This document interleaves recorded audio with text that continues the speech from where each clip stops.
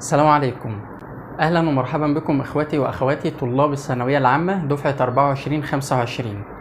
إن شاء الله يكون عام مليء بالنجاحات والتميز إن شاء الله عليكم وعلينا جميعا بإذن الله. معكم محمد الغرباوي مدرس مادة الكيمستري اللي إن شاء الله أكمل معاكم لآخر السنة وأكون بفيدكم بخبراتي في السنين اللي فاتت. ركز بقى كده معايا وشوف انت اصلا داخل على السنه دي وانت محتاج ايه في الكيمستري. معظمنا بيبقى داخل السنه والكيمستري بالنسبه له بعبع كبير واصلا واخد فيدباك من الناس قبل كده اصلا يهد جبل. انت لو حددت ايه مشكلتك في الكيمستري، المشكله السابقه مش الحاليه، وعالجتها هتلاقي السنه هتعدي عليك بسلام، وماده الكيمستري بالنسبه لك هتبقى ماده سهله وبتعرف تتعامل معاها. مشكلتك في ماده الكيمستري ان انت واقع منك حاجات هامه في الكيمستري، ما عندكش بيس، ما عندكش حاجه كده واقف عليها وما انتش واقف على ارض صلبه. طيب علشان كده انا هبدا معاك السنه دي ان شاء الله حصص للريفيجن او اللي معظمنا بيسميها حصص او كورس تاسيس، اقدر ابني معاك ارض صلبه تقدر تقف عليها. ايه اللي ممكن يكون واقع منك؟ النهارده مثلا في اول سيشن باذن الله هتشوفوا معايا انا اخترت لك 3 مواضيع مهمين جدا، هم دول اللي هيفرقوا معاك، وانت نفسك لما هتشوف الفيديو ده للنهايه او بقيه فيديو الشرح هتعرف كلامي ده. ايه اللي انا جهزته لك؟ جهزت لك 3 موضوعات مهمه. الموضوع الاولاني وهو الكوانتم نمبرز.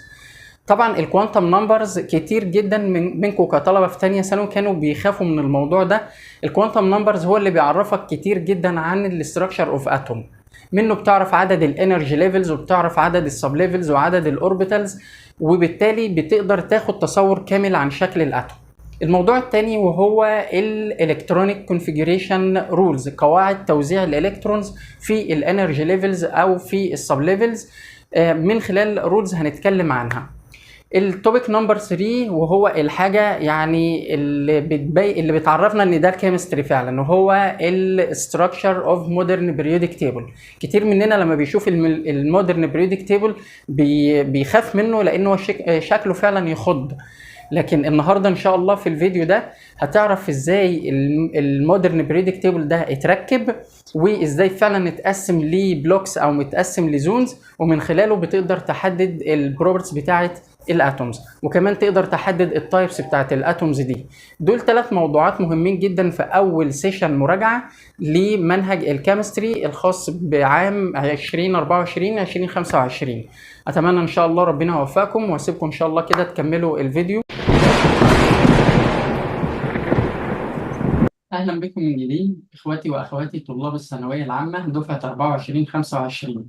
النهارده ان شاء الله انطلاقه البدايه مع منهج الكيمستري لهذا العام، واللي هنبتديها مع بعض ان شاء الله بالريفيجن. ايوه زي ما سمعنا كده بالظبط، احنا هنعمل ريفيجن قبل ما نبتدي المنهج، والريفيجن دي ضروريه جدا جدا لانها ده الاساس اللي هنقف عليه علشان نقدر نكمل منهج الكيمستري لاخر السنه ان شاء الله. النهارده او عامه في سيشنز المراجعه هم حوالي 2 سيشنز او 3 بالكتير بامر الله. اخترت توبكس مهمه جدا جدا علشان هي لما هتبقى عندك كطالب يبقى عندك باك جراوند قويه جدا عن منهج الكيمستري، واللي هيسهل عليك فهم توبكس كتيره جدا ان ما كانش كل الكيمستري على مدار السنه. تعالوا كده مع بعض نعرف ايه هي التوبكس اللي هنحتاج نتكلم عنها السنه دي ان شاء الله، او في الريفيجن باذن الله قبل ما ندخل في المنهج بامر الله. هنحتاج نتكلم مع بعض او نعرف مع بعض ايه هي الكوانتم نمبرز، ونعرف كمان الالكترونيك كونفيجريشن رولز، وكمان نفتكر مع بعض ايه هو الاستراكشر اوف مودرن بريدكت تيبل. وكمان عندنا موضوع مهم جدا جدا وهو الافكتيف اوف نيوكلير تشارج اللي بنسميه زد افكتيف. كمان هنحتاج لفهم الايونيزيشن انرجي او الايونيزيشن بوتنشال. ايضا هنحتاج لمعرفه الاكسيديشن نمبر او الاكسيديشن ستيت، اللي هو امتى الاتوم بتكون بوزيتيف وامتى بتكون نيجاتيف. كمان اعرف ان ده هيتم من خلال بروسيس زي عمليه الاكسيديشن او عمليه الريدكشن. وبعد كده هنتكلم برضه عن الميتاليك بوند، واللي هتحدد لي البروبرتس او كتير جدا من بروبرتس الميتالز اللي هنتكلم عنها في شابتر 1 السنه دي ان شاء الله. كمان من الموضوعات المهمة جدا اللي ما ينفعش نسيبها واللي هنحتاجها في شابتر 3 بأمر الله هي الاكزوثيرميك والاندوثيرميك رياكشنز. أخيرا هنحتاج نفهم يعني إيه اتوميك ماس أو الاتوميك ويت فور ايتش اتوم، وازاي بيتحسب، وازاي برضه هنحتاجه السنة دي. دول كده التوبكس المهمة. أنا ما قلتش كلهم، أنا قلت المهمين، في حاجات تانية لكن دول المهمين اللي لو عرفتهم أنت مش هتحتاج بأمر الله تعرف حاجة تانية. يلا نكمل ونبدأ مع بعض كده. السيشن النهارده او الفيرست سيشن اخترت بس 3 موضوعات في غاية الأهمية، دول اللي فعلا لو عرفتهم في السيشن بتاع النهارده بجد انت هتبقى لميت شوية حلوين قوي في الكيمستري ككل. وهتشوف وهتصدق كلامي لما تلاقي التوبكس اللي انا اخترتها لك النهارده دي بالتحديد هتزقك قد ايه في منهج الكيمستري لما تشوف الفيديو ده بجد. ركز معايا. التوبيك الاولاني وهو الكوانتم نمبرز. طبعا انت ممكن اصلا ما تكونش فاهم يعني ايه كوانتم نمبرز ولا فاكر انك سمعت حاجه زي كده. هنفكرك. 2 هنتكلم عن الالكترونيك كونفيجريشن رولز او ايه هي قواعد توزيع الالكترونز جوه الاتوم. اخيرا بامر الله النهارده هنتكلم عن الاستراكشر اوف مودرن بريودك تيبل. ركز معايا. في أول توبيك النهاردة إن شاء الله هنتكلم فيه عن الكوانتم نمبرز. هنتكلم عن مين؟ عن الكوانتم نمبرز. طب هي ليه خدت الاسم ده؟ خدت الاسم ده لأن كلمة كوانتم جاية من كلمة كوانتيتي يعني كمية. إذا هنا أنا بتكلم عن تحديد كمية. في الكيمستري غالبا الكمية دي بتكون انرجي، لأن أنا هتكلم عن الاتوميك ستراكشر كتير، وبالتالي انا محتاج احدد الانرجي فور ايتش الكترون انسايد الاتوم. ركزت معايا؟ محتاج احدد طاقه كل الكترون جوه الاتوم. ليه احدد طاقه الالكترون؟ ليه؟ قال لي لو عرفت طاقه الالكترون او هتقدر تعرف طاقه الالكترون من خلال مكونات 4. ايه هي؟ هي اللي بنسميها الكوانتم نمبرز، ودول عددهم 4. اول كوانتم نمبر معايا اسمه برنسبل كوانتم نمبر، وده بنديله سامبل ان سمول. تاني كوانتم نمبر معايا وهو اسمه سبسيدري كوانتم نمبر، وده بنديله سامبل ال سمول. تالت كوانتم نمبر معايا بسميه ماجنتيك كوانتم نمبر ام ال. تمام. الاخير بسميه سبين كوانتم نمبر، وده بسميه ام اس. دول الفور كوانتم نمبرز اللي هنتكلم عنهم في اول توبيك. كل واحد في الفور كوانتم نمبرز وظيفته يعرفني حته معينه عن الالكترون علشان اقدر افهم يعني ايه اتوميك ستراكشر. تمام. نشوف مع بعض كده اول كوانتم نمبر اللي اسمه برنسبل كوانتم نمبر، واللي السيمبل بتاعه ان سمول. وظيفته ايه؟ بيعمل لي ايه؟ بيعرفني حاجتين مهمين جدا. الحاجة الأولى إنه بيعرفني عدد الانرجي ليفلز جوه الأتوم. إيه الانرجي ليفلز دي؟ بص معايا. أي أتوم في التركيب البسيط ليها عبارة عن نيوكليوس في السنتر بتاع الأتوم. tiny part with high density، وبيكون positive charge. ده بنسميه مين؟ بنسميه نيوكليوس. يبقى النيوكليوس هي tiny part with high density موجود في السنتر بتاع الأتوم، وكمان بيكون بوزيتيفلي ايه؟ اتشارج. حوالين النيوكليس دي بتدور definite allowed energy levels، يعني مستويات للطاقة بتدور فيها الالكترونز. اتسمت definite allowed energy levels او اتسمت energy levels نتيجة بعد كل ليفل عن مين؟ عن النيوكليس. فكل ما بيبعد الالكترون او الانرجي ليفل عن النيوكليس كل ما طاقته بتزيد. يعني وانا جنب النيوكليس طاقة الليفل بتكون قليلة. كل ما ابعد النيوكليس دي بتبذل مجهود كبير علشان تعمل اتراكشن. ايه ده؟ هتعمل اتراكشن لمين؟ هتعمل اتراكشن للالكترونز اللي موجوده في الانرجي ليفلز. ما نطولش اكتر من كده. حوالين النيوكليس دي كده موجود انرجي ليفلز عددهم 1 2 3 4 لحد 7. تمام. يبقى مين اللي عرفني عدد الانرجي ليفلز حوالين النيوكليس في الاتوم؟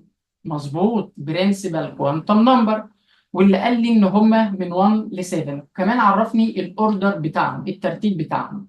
تمام. طيب مين هم؟ قلت لك هم من 1 لكام؟ ل 7. كمان العلماء حبوا يحطوا السيمبلز للانرجي ليفلز دي كده، فادولها سيمبلز من اول حرف الكي. يبقى الكي هو المين انرجي ليفل نمبر 1، وبعد كده ال وده المين انرجي ليفل نمبر 2، وبعد كده الام وده المين انرجي ليفل نمبر 3، وبعد كده الان وده المين انرجي ليفل نمبر 4، وبعد كده الاو وده المين انرجي ليفل نمبر 5، بعد كده البي وده المين انرجي ليفل نمبر 6، وبعد كده الكيو وده المين انرجي ليفل نمبر 7. يبقى انا من البرنسبل كوانتم نمبر قدرت احدد انا عندي كام انرجي ليفل حوالين النيوكليس بتاع اي اتوم، يكون كلهم مشغولين بالالكترونز او لا، المهم انهم موجودين والعدد ثابت في كل الاتومز. كلام جميل. طيب وكمان ايه تاني ممكن يعرفني البرنسبل كوانتم نمبر؟ تاني حاجه ممكن يعرفها لنا هي عدد الالكترونز جوه كل انرجي ليفل. يعني يعرفني الليفل نمبر 1 اللي هو الكي يشيل كام، والليفل نمبر 2 يشيل كام. بقدر احدد ده منين؟ قال لي من خلال الرول 2 ان باور 2. الان هنا هي عدد الانرجي ليفل نفسه. تمام. هنشيل الان ونحط مكانها 1 او 2 او 3 معاك لحد 7 وتعوض تعويض رياضي خالص. فلو قلت مثلا في الليفل نمبر 1 ده 2n باور 2، تمام، هشيل الان واحط مكانها 1، تبقى 1 باور 2 ايكوال 1 تايمز 2 ب 2. يبقى الليفل الاولاني ده بيشيل 2 الكترونز. اجي على الليفل نمبر 2 واشيل الان واحط مكانها 2، يبقى 2 باور 2 4، 4 تايمز 2 ب 8. يبقى الليفل نمبر 2 بيشيل 8 الكترونز. في نمبر 3 اشيل الان واحط 3، 3 باور 2 9، 9 تايمز 2 ايكوال 18. تمام. اجي في الليفل نمبر 4 اشيل الفور واحط اشيل الان واحط 4، 4 باور 2 16، 16 تايمز 2 32. والرول ده مش هقدر اطبقه ازيد من الليفل نمبر 4 لان الليفلز 5 و6 و7 بيشيلوا 32 الكترونز برضو زيهم زي الليفل نمبر 4. وده ليه؟ قال لي ده بيخلي الاتوم مور ستيبل، علشان لو الانرجي ليفل هيشيل مور ذان 32 الكترونز the atom become unstable.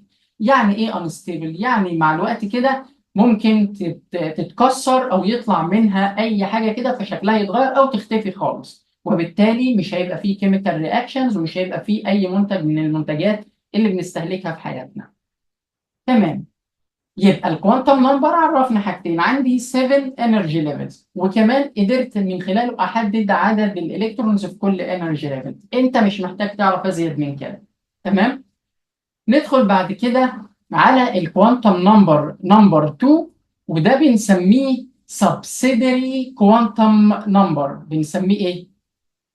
subsidiary quantum number، وده بياخد السامبل ال small. طب ايه ده بقى؟ قال لي بعد ما عرفت ان حوالين النيوكليس فيه 7 انرجي ليفلز، السبسيدري هيتعمق اكتر، هيدخل بيك جوه كل انرجي ليفل ويعرفك المكونات بتاعته. ومن هنا هيعرفك ان كل انرجي ليفل سواء الكي او ال او الام معاك لحد الكيو، اي واحد فيهم مكون من سب ليفلز. سليم. يبقى مين بقى اللي سب ليفل؟ يعني حته اصغر من الليفل نفسه موجوده جوه الليفل، زي ما انت كده جزء من البشريه كلها موجود جوه الاوضه، او انت موجود جوه الاوضه اللي بتشوف فيها الفيديو، او جوه البيت انت جزء من البيت ده. تمام. تعال نشوف السبسيدري كوانتم نمبر اللي هو ال، وبرده انا مش هديك كل التفاصيل بتاعه ال او السبسيدري كوانتم نمبر ازيد من ان انا محتاجك تعرف بس ايه هم السب ليفلز اللي بيكونوا موجودين جوه كل انرجي ليفل. اتفقنا ان دول ال N اللي هم حوالين مين؟ النيوكليس، الليفل الاولاني الثاني الثالث الرابع. وبعدين ندخل بقى ال N، بيقول لي لو الليفل نمبر 1 اللي هو الكي، الليفل نمبر 1 هتلاقي جواه سب ليفل واحد بس. السيمبلز دي مش اجتهاديه ولا من عندي، دي سيمبلز ثابته تم وضعها في تاريخ الكيمستري من خلال علماء. فالشكل اللي بنقوله ده وده الشكل المتفق عليه على مستوى العالم. الليفل نمبر 2، تمام، اللي هو مين؟ ال موجود جواه تو سب ليفلز، الاس والبي. هتلاحظ ايه؟ الاس اتكررت. لو بتكلم عن الاس بتاع الليفل الاولاني هسميها 1 اس، لو اتكلم عن الاس بتاع الليفل الثاني هسميها 2 اس. صعبه كده؟ بقت سهله. طب الاثنين زي بعض؟ الاثنين زي بعض في البروبرتيز، لكن ممكن يتغيروا في السايز بس مش اكتر. تمام. نروح للليفل نمبر 3. جواه تعريف، جواه 3 سب ليفلز، يبقى بعدد الانرجي ليفل بتقدر تقول ان موجود سب ليفلز جواه. تمام. عندي مين بقى الليفلز اللي موجوده او السب ليفلز اللي موجوده جوه الليفل نمبر كام؟ نمبر 3. اللي موجود عندك الاس والبي، وظهر واحد جديد اسمه دي. تمام. الاس اللي هنا هنسميها 3 اس، والبي اللي هنا هنسميها 3 بي، لان الاولانيه كانت اسمها 2 بي بتاعت الليفل نمبر 2، والدي هنسميها 3 دي.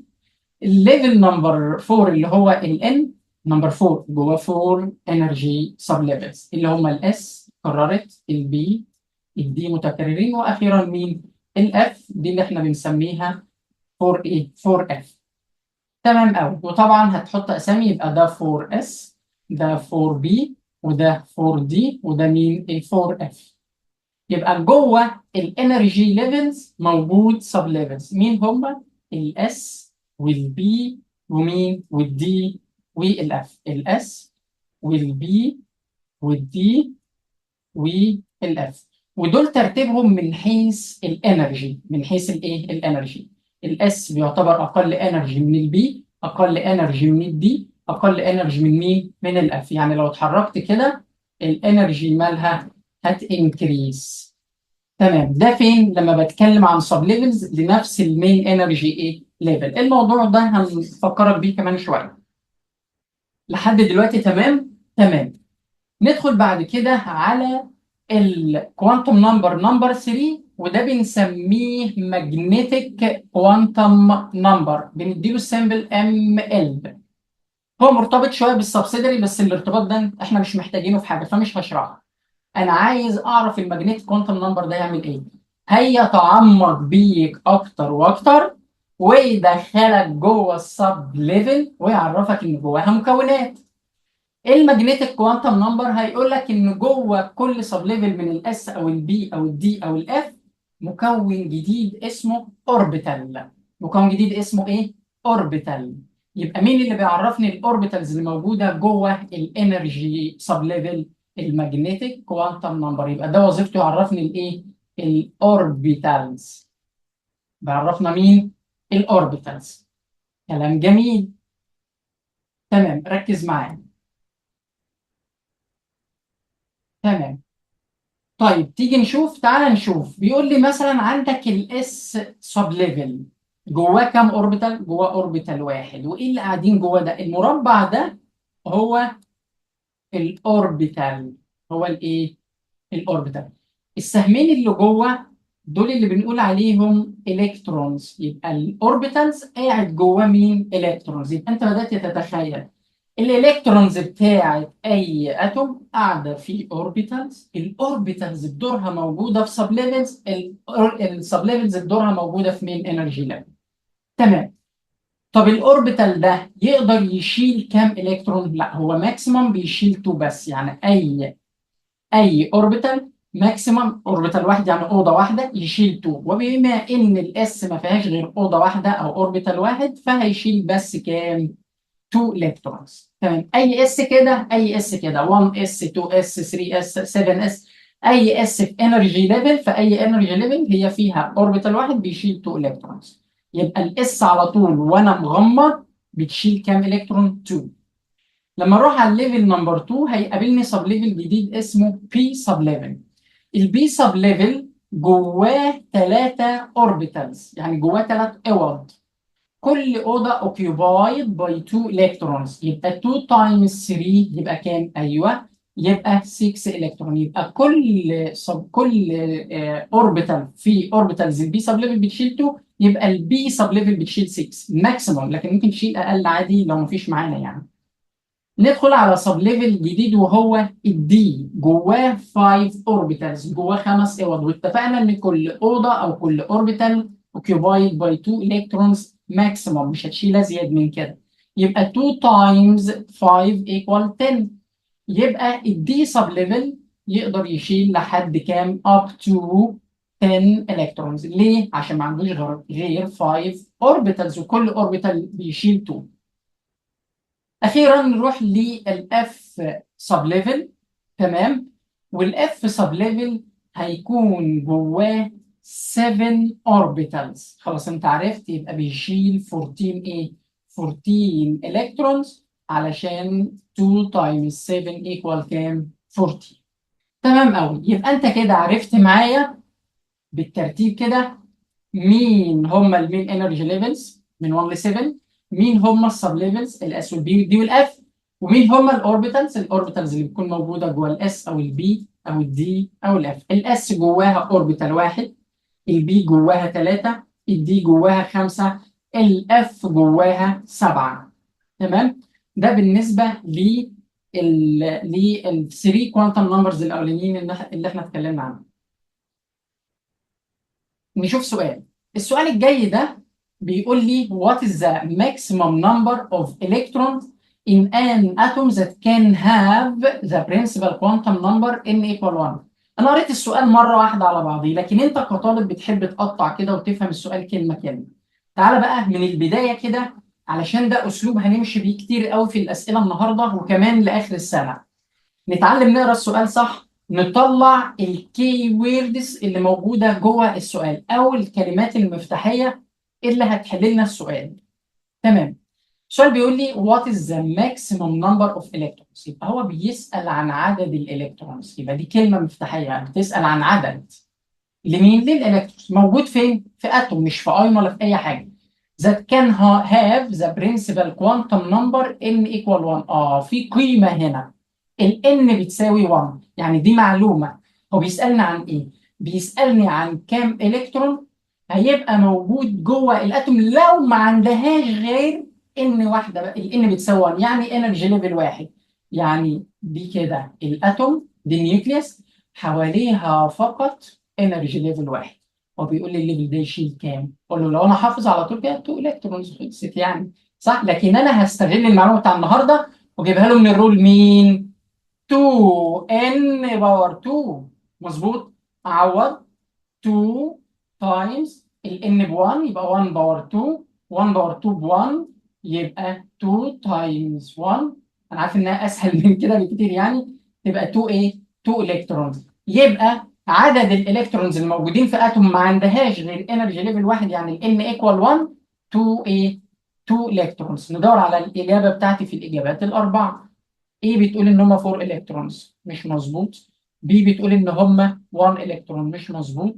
سي بتقول ان هم 3 الكترونز، مش مظبوط. دي بتقول ان هم 2 الكترونز، مظبوط. يبقى الاجابه الصحيحه بتاعتي هي الاجابه دي.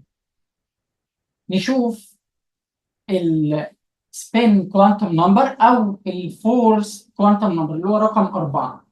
السبين كوانتم نمبر من اسمه، كلمه سبين معناها ايه؟ ركز ركز. معناها موشن، صح؟ لا مش دقيقه قوي. سبين، عارف انت السبينر صح؟ اللعبه اللي بتدور دي، ده معناها الروتيشن او الدوران بتاع الالكترون. هو الالكترون هيدور؟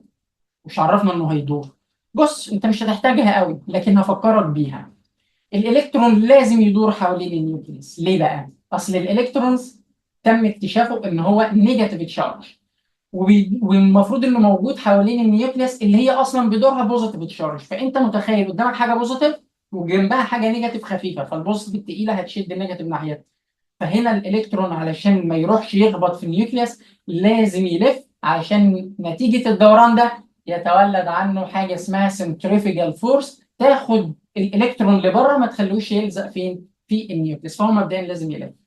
طيب يلف ازاي؟ قال لي دوران الالكترون ده بيعمل حركتين اتنين، يا بيدور حوالين النيوكليس زي ما اتفقنا، يا بيدور حوالين نفسه around its own axis. قال لي بقى لما يجي يدور كده لازم تفهم ان نتيجه الدوران ده يتولد عنه ايه؟ جرافيتي. ايوه، زي نتيجه دوران الايرث حوالين الصن ليها جاذبيه، صح كده؟ فهي نفس الفكره. يبقى نتيجه دوران الالكترون هيتولد عنه ايه؟ ماجنتيك فيلد، مجال مغناطيسي. تمام. طب اصلا الالكترون موجود فين؟ موجود في اوربيتال. ادي الاوربيتال اوضه. طيب الاوربيتال ده يشيل كام الكترون؟ والله مش عارف، ممكن يشيل 1 او 2 او 3، انت اللي هتقول بقى. قال لي والله بما ان عدد الاوربيتالز عندي مش كتير، يعني ده واحد في الاس وثلاثه في البي وخمسه في الدي وسبعه في الاف، وانا اصلا الالكترونز عندي ممكن توصل يعني العدد كبير فوق ال 100 مثلا، اللي هو الاتوميك نمبر لاكبر اتوم. تمام. فانت هنا هيبقى في ايه؟ في لخبطه، فيعني في عدد الكترونز كبير بس الاوربيتالز مش هتستوعب. قال لي ما هو عشان كده هنخلي الاوربيتال يشيل 2 الكترونز، بحيث ان الالكترون نمبر 2 يبقى عكس الالكترون نمبر 1. ما فهمتش هيفيدني في ايه؟ قال لي هيفيدك ان لو الالكترون لوحده جوه الاوربيتال بالشكل ده، ده الكترون لوحده بيدور بيعمل حركتين حوالين النيوكليس وحوالين الايه المحور بتاعه، هيتولد عنه حواليه كده ماجنتيك فيلد، مجال مغناطيسي شبيهه بالمغناطيس. فلو جينا ندخل جنبه الكترون تاني او اي حاجه تانيه هيطردوا لبره. قال لك طب نعمل ايه؟ قال لك ندخل الالكترون الجديد بشكل عكسي زي فوق كده. ليه بقى؟ قال لي علشان لما يتولد عند الالكترون الاولاني ماجنتيك فيلد في اتجاه، يتولد عند الالكترون الثاني الماجنتيك فيلد في عكس الاتجاه. تمام. فالتو ماجنتيك فيلد يكنسلوا بعض، فما يبقاش في تاثير، لا في تجاذب ولا في تنافر، يبقى مينيمم اقل ما يمكن. يعني لو موجود نتيجه ان الاثنين نيجاتيف تشارج المفروض يحصل بينهم ريبالشن، الماجنتيك فيلد هيخليه اقل ما يمكن لان هم عكس بعض فين؟ في الافكت. وبالتالي الاوربيتال ماكسيمم بيشيل ايه؟ 2 الكترونز. طب يا مستر انا هخليهم ثلاثه، مش انت واحد واحد واحد؟ اقول لك لا، التالت لما اجي احط التالت هيبقى شبه اي اتنين، اي واحد من الاثنين. او تخيل كده اهو يا سيدي، انا عملت ده وده عكس بعض، طب لو حطيت التالت كده طب ما هو بقى زي ده، عمل لي مشكله. وبالتالي الاوربيتال مش هيشيل اكتر من ايه؟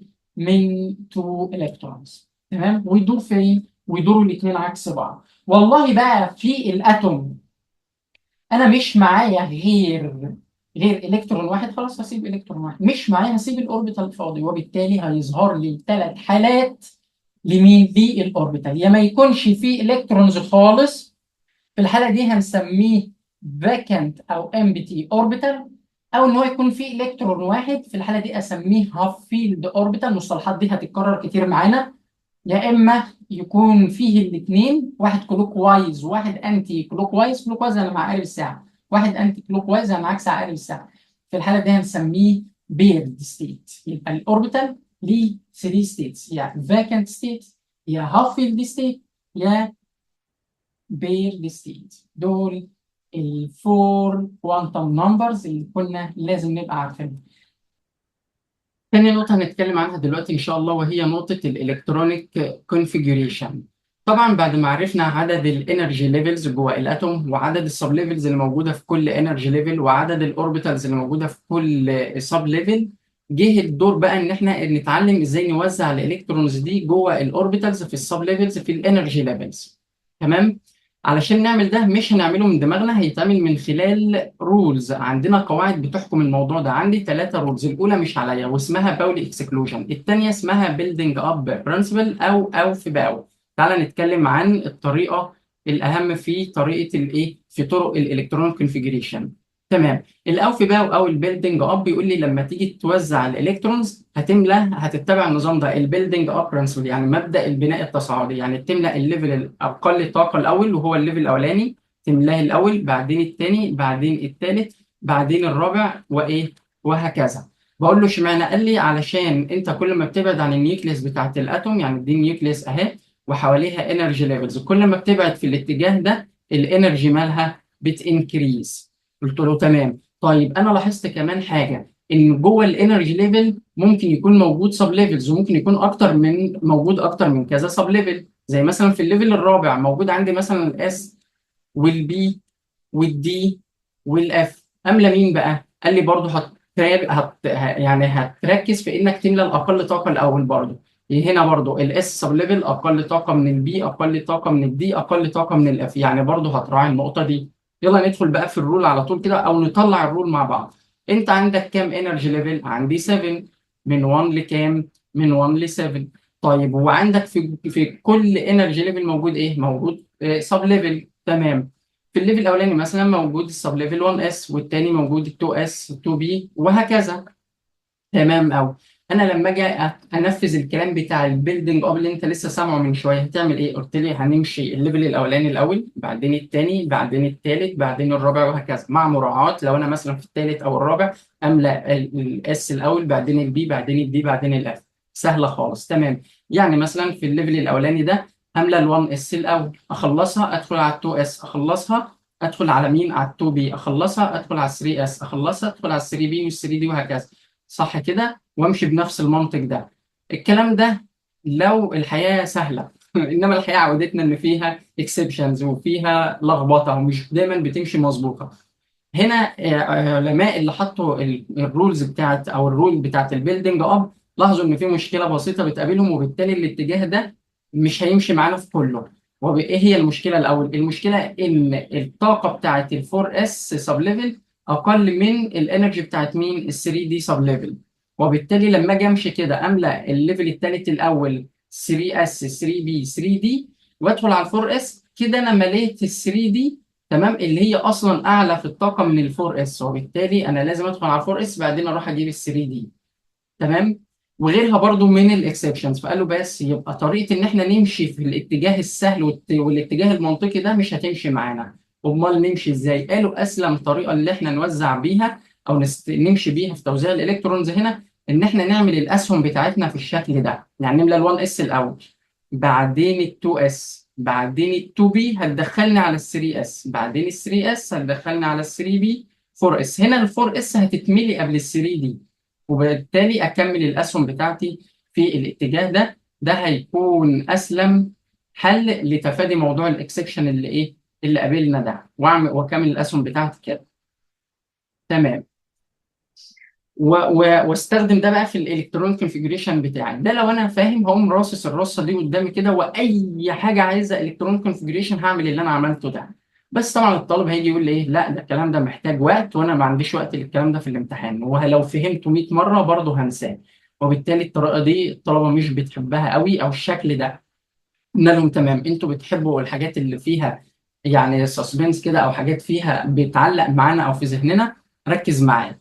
احنا هننقل كل اللي موجود هنا الناحيه دي، بس عشان نثبت الشكل اللي تحت ده. شايفه تحت كده على الشمال ده؟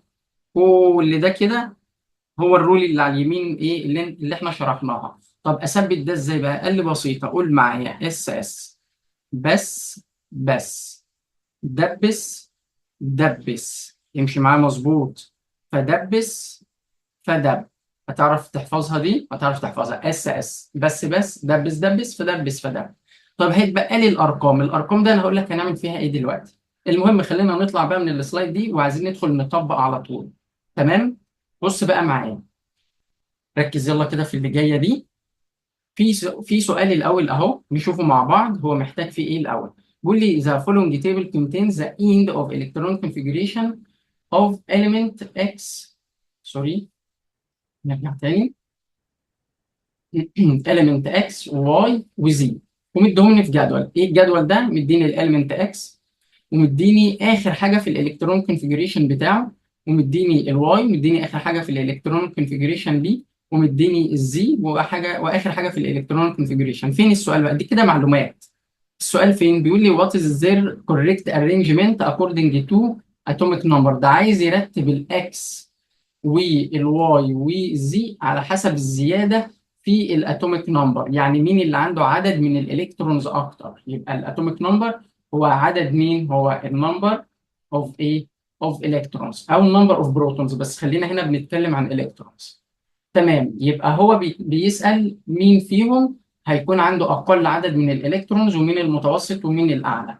بقول له طيب ما ده معناه ايه؟ ان انا محتاج الالكترونيك كونفيجريشن لكل واحد، وانا لسه ما حفظتهوش. صح كده؟ وبالتالي ادخل اقول ايه بقى؟ اعمل الكترونيك كونفيجريشن واقف عند كل واحد وبعدين اعد الالكترونز. لا لا لا، ده قديم قوي الموضوع ده. قال لي انت بقى لو عرفت البيلدينج اب ماشيه ازاي هتقدر تعرف الاجابه بسهوله. قال لي طيب غني معايا يا سيدي. اس اس بس ماشي، تاتا تاتا خالص اهو. دبس دبس. مش عارف ايه اللي احنا بنقوله ده. بس اهو حاجه بتفرح الطالب يعني. فدبس، دي اللي انا قلت لك احفظها في السلايد اللي فات. فدب. حلو النغمه كده. ايه اللي ناقص لك بقى؟ ناقص لي الارقام، مظبوط. قال لي سهله. الاس موجوده معاك اصلا من اول ليفل لحد اخر ليفل، صح؟ يبقى انا امسك الاس وارقمها من 1 ل7. واحد، كل اس تقابلنا رقمها 1 2 بالترتيب، 3 4، الاس هنا 5 6، بعدين هنا مين؟ 7. فاضل لي مين؟ البي بعدها، البي بتبدا من الليفل الثاني، يبقى 2 3، بعدين 4 5، وبعدين هنا 6، وبعدين ايه؟ 7. دي بتظهر من التالت، صح كده؟ يبقى 3 4، وبعدين هتقول لي هنا 5، وبعدين ايه؟ 6. طيب الاف تظهر منين؟ من الرابع. فين الاف؟ ادي الاف 4، وادي الايه؟ الفايف. كده انا عملت الاغنيه وكتبت الارقام بتاعتي بمنتهى السهوله. كده انا خلاص البيلدينج اب بقى في جيبي. تمام. هنا بقى اعمل ايه؟ عايزك بقى تحدد لي الاكس والواي والزي. هنا الاكس بايه؟ 3 دي 1. فين ال 3 دي؟ اهي، ماليش دعوه باللي فوقيها بقى. 3 دي يبقى دي الاكس. والواي فين؟ الواي 4 اس 2 قبلها على طول، ادي ال 4 اس. والزي فين؟ 2 بي 3، ادي ال 2 بي. نكتب اساميهم. دي مين؟ دي الزي. ودي مين؟ ال 4 اس 2، دي الواي. تمام. دي الواي. ثانيه. دي الواي. وال 3 دي اللي هي مين؟ الاكس. طيب انا لما امشي في الاتجاه ده في البيلدينج اب برنسبل، الاتوميك نمبر بي ايه؟ الاتوميك نمبر بينكريز، مظبوط كده. فتيجي اخدهم بقى بعيد كده. ال 2 بي بتعتبر اقل من مين؟ من ال 4 اس. اقل من مين؟ من ال 3 دي.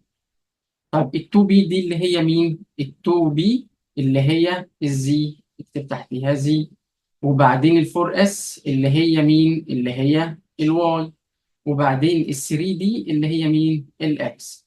يبقى هنا الاكس اكبر في الاتوميك نمبر من الواي، اكبر من الزي، او الزي اقل من الواي، اقل من الاكس. شوف انهي اتجاه فيهم اللي عندك في الاختيارات. الاختيارات كلها ماشيه بالاكبر، يبقى الاكس اكبر من الواي، اكبر من الزي. فين الاكس اكبر من الواي اكبر من الزي؟ هو الاختيار ايه؟ الاختيار بي. يبقى البي اللي بتقول ان الاكس اكبر من الواي اكبر من الزي. يبقى بسهوله قدرت اطلع الاجابه بتاعتي. انا عملت ايه هنا بقى؟ عشان انت بس الطريقه دي او طريقه التفكير في السؤال هتمشي معاك كتير، وده اللي انت محتاجه اصلا من اي مدرس في اي ماده. هي الفكره ان انا استغليت المعلومات اللي هو مديها لي، والشرح اللي انا لسه شارحه لك، واللي انا فهمته وبدات اطبق. تمام. اتمنى كده ان موضوع البيلدينج اب يكون لحد ما ثبت معاك او عرفت الرول. تمام. هنتعلم بقى مع بعض ازاي نطبق الرول. حلو. تمام. قبل ما تطبقها يا سيدي انا هساعدك بالرول، هكتبها لك اهي، بدل ما تقعد تقول اس اس بس تقعد تقول التعويذه دي، هي مكتوبه قدامك جاهزه. فعندي سؤال هنا بيقول لي according to the Aufbau principle write the electronic configuration for، ومديني 4 امثله. ازاي نعمل الكترونيك كونفيجريشن؟ والله انا هاخد من الرول اللي فوق وهكتب تحت. طيب انا بوزع ايه بس عشان الناس اللي بتتلخبط؟ بص معايا، الكلوراين ده تحتيه رقم اسمه الرقم ده 17، ده اللي بنسميه اتوميك نمبر. والايرون الاف اي تحتيه رقم ده 26، والكادميوم تحتيه 48، ده الاتوميك نمبر بتاعه. والباريوم تحتيه 56. انا كده عارف الاتوميك نمبر لكل واحد فيهم، يعني عارف عدد البروتونز وعارف عدد الالكترونز. انا اللي هاجي والاثنين واحد هاجي اوزع. يبقى انا بوزع من الارقام دي عشان بس الناس تبقى فاهمه. السفنتين دي اللي مطلوب مني اوزعها. تمام.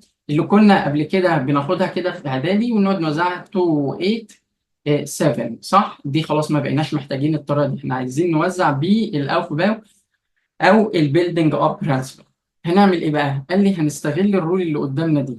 الرول بتقول ايه؟ اللي هي الاس اس 1 اس تكميل الاول، بعدين ال 2 اس، بعدين ال 2 بي، وهكذا. هفكرك بحاجه بسيطه بس على السريع، حاجه صغيره بس. الاس بتشيل 2 الكترونز، بنكتب فوقيها هنا ال 2 الكترونز. البي ماكسيموم بتشيل 6 لان فيها 3 اوربيتالز. الدي بتشيل 10 عشان عندها 5 اوربيتالز. الاف فين؟ الاف بتشيل 14 علشان عندها 17، عندها 7 اوربيتالز. تمام، افكرك بس بالحاجات دي. تمام قوي. طيب ركز معايا، انا دلوقتي لما اجي بقى اوزع 17 بتوع الكلورين هبدا اقول ايه؟ 1s2. تاني بقى قبل ما اكمل، ال1 بيشير لايه؟ قال لي ال1 ده بيعرفني المين انرجي ليفل، اللي هي الان ب1 ولا ب2 ولا ب3 وهكذا. والاس بتعرفني السب ليفل. والاثنين اللي فوق الاس ده عدد الايه؟ الالكترونز. اكتب لك التفاصيل دي حاضر. الان ده اللي هو المين انرجي ليفل، والاس ده اللي هو مين؟ السب ليفل. وال2 دي الالكترونز. وهكمل عادي بنفس الطريقه، مليت ال1 اس ب 2 الكترونز يدخل بعدها 2 اس 2، بعد كده 2 بي 6، افضل اكمل لحد ما ال 17 يخلصوا. بعد كده 3 اس 2. طبعا اعد اول باول، هنا اخد من الاول بقى 2، هنا بلس 2 يبقى 4 بلس 6 كده 10 بلس 2 يبقى 12. 3 بي 5 كده كام؟ ال 5 بلس 12 يديني 17. كده انا خلصت. واكمل يا مستر البي بتشيل 6 انت حاطط 5، ما انا ما عنديش غير 17 واتبقى من ال 17 5 احطهم فين؟ في البي. والواحد ده يتولى ربنا. ما بندخل على اللي بعده. الايرون انا برضه هستخدم نفس الطريقه، 1 اس 2 2 اس 2 2 بي 6 3 اس 2 3 بي 6. تعالى نعد دول كام؟ 2 بلس 2 بلس 6 كده 10 بلس 2 12 بلس 6 كده 18 وهما 26. تمام. 4 اس 2 كده 20. تمام كده 18 وكده كام؟ 20. فاضل لي كام من ال 26؟ فاضل لي 6 يبقى 3 دي 6. طب برضه يا مستر دي بتشيل 10، انا ما عنديش غير 6، اعمل لك ايه يعني؟ هنكتب الستة بس. ندخل على المثال الثالث. وممكن تعمل بوز للفيديو تقعد تجرب انت وبعدين ترجع تشوف انت عملت صح ولا غلط. ال 1 اس 2 بعد كده 2 اس 2 2 بي 6 3 اس 2 3 بي 6 4 اس 2. دول كنا قايلين فوق كانوا 20 صح؟ لحد ال 4 اس كده دول كانوا 20. تمام. بعد كده 3 دي كام؟ 10. كده 30. فاضل لي كام من ال 40 كده؟ كده 30 ايوه. كده 4 بي 6 بعد كده 5 اس 2 بعد كده 4 دي كام؟ 10. دول كده بقى مين؟ دول كده 40 صح؟ كده كام؟ نجمع. نجمع 2 بلس 2 كده 6 10 12 18 20 كام؟ 30 36 38 و10 يبقى 48. يبقى كده مظبوط. يبقى انا هقف لحد مين؟ ال 4 دي 10.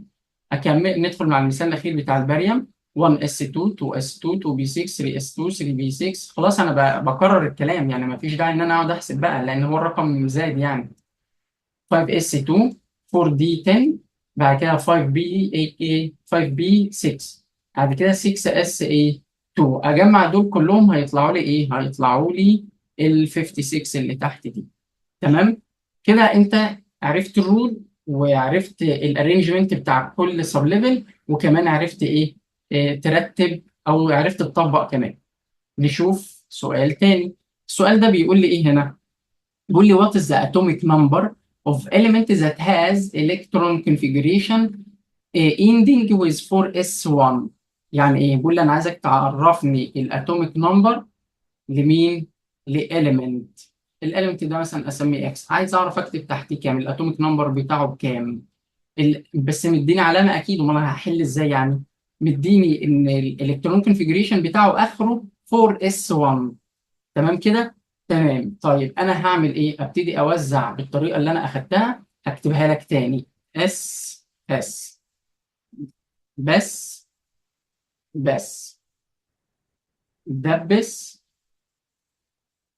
دبس وبعدين فدبس فدب. مش دي الطريقه اللي انت اخدتها؟ تمام قوي. هنكتب الارقام بتاعتنا. الاس من 1 ل 7 يبقى 1 2 بعد كده 3 بعد كده 4. لو انا مش عايز اكمل خلاص ما اكملش. ليه بقى؟ لان انا هقف لحد هنا، لانه قال لي اخرك 4 اس 1 يبقى انا هاجي هنا واحط هنا 1. ارجع بقى اكمل من الاول. الاس بتشيل كام؟ 2. ودي والاس دي بتشيل 2. اي اس هتشيل 2. البي بتشيل كام؟ 6. وبعد كده 3 اس تشيل 2 والبي برضه هتشيل 6. اجمع بقى دول يبقى 2 بلس 2 بلس 6 بلس 2 بلس 6 بلس 1. كل ده هيطلع بكام؟ هيطلع ب 19. لما تجمع دول كده هيطلع لي 19 اللي هو الرقم ده. يبقى الإجابة سي هي اللي بتعتبر الإجابة الصحيحه اللي عندي. فهمت حاجه؟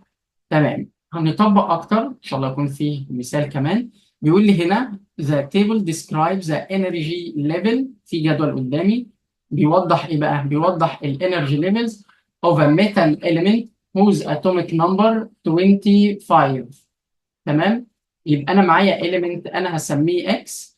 كويس. الاتوميك نمبر بتاعه بكام؟ 25.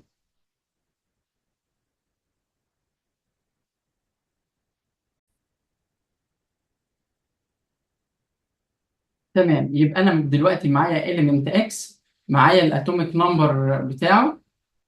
ثانيه.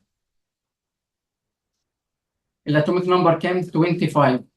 تمام. مديني ايه بقى في الجدول؟ مديني الكي ده بيفكرك بايه؟ بالليفل الاولاني. طب ومديك مين؟ ال يبقى ده الليفل الثاني. مديك مين؟ الام، ده مين؟ الليفل الثالث. وبعدين مين؟ الان، ده الليفل مين؟ الرابع. الليفل الاولاني بيقول لك ان هو شايل 2 الكترونز، والليفل الثاني الاولاني شايل 2 الكترونز، والليفل الثاني شايل كام؟ ايه. الليفل الثالث مش عارف، والليفل الرابع مش عارف.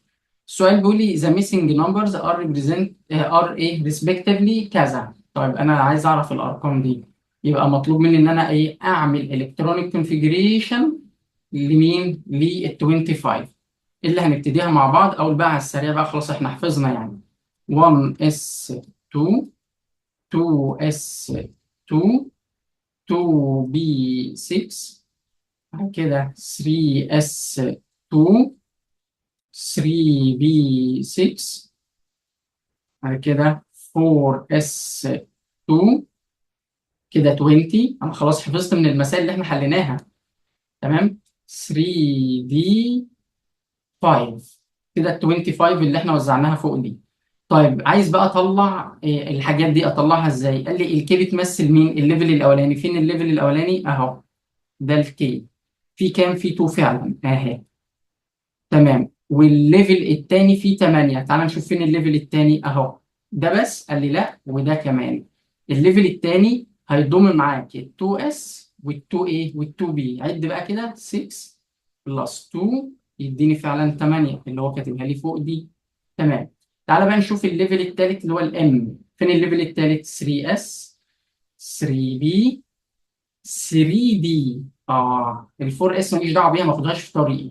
يبقى انا دلوقتي عندي الليفل الثالث، اجمع اللي موجودين جواه. هنا 2 بلس 6 كده 8 بلس 5 يديني كام؟ 13. انا كده عرفت ان الليفل الثالث الام هيكون فيها كام؟ 13. الليفل الرابع ما فيهوش غير الاس بس، وده موجود فيه مين؟ 2. يبقى اللي ناقص عندي 13 وايه؟ و2. ادور على ده في الاجابات. الاجابه ايه؟ بتقول ان في عندي 13 وايه؟ و2. ثانيه بس نجيب القلم. 13 و2 يبقى مظبوط. يبقى الاجابه ايه؟ اجابه صحيحه. فهمت حاجه؟ تمام. اتمنى ان يكون التطبيق وضح لك الرول اكتر. نشوف سؤال بعد كده. السؤال بيقول لي what is the number of orbitals in sublevel 4b. بقول له طب انت بتتكلم عن عدد الاوربيتالز اللي موجوده في السب ليفل بي؟ ايوه. قال لي البي عموما سواء موجوده في الليفل الثاني او الثالث او الرابع او الخامس او السادس او السابع، اي بي عدد الاوربيتالز بتاعتها ثابت ما بيتغيرش. تمام. افكرك بيهم تاني. انا قلت لك ان الاس جواها اوربيتال واحد، البي جواها ثلاثة. ايا كان عدد مين؟ الانرجي ليفل بتاعه. ودي جواها 5. تمام. والاف جواها 7 ايه؟